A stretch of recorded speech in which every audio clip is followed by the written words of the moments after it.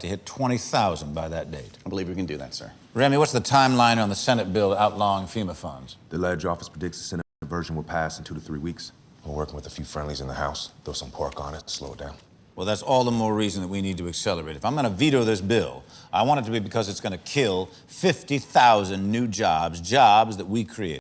Yes, sir. Kathy.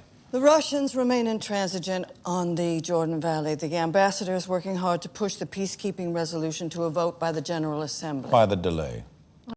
We're having a hard time getting the African bloc to remove the poison pill provision. We think Israel's behind it. They got cold feet, convinced the African bloc to sabotage the resolution so they have an out. Do I need to speak to the Prime Minister? The Israeli ambassador has already denied. I think we need to keep our focus on the provision itself. Right.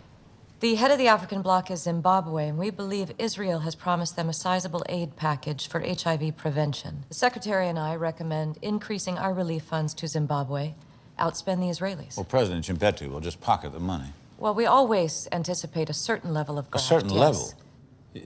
He's egregious. The man's a monster. Who happens to run the African bloc. Who happens to kill his own people when he's not stealing from them, which is why I reduced aid to Zimbabwe. If we want him to remove the amendment, we have to be persuasive. We are scraping together every penny we can to save AmWorks. The last thing I want is to be slammed for giving additional money to a brutal dictator from USAID just to persuade him. This is ill-conceived. You should think before you bring a proposal such as this. We'll pursue other strategies.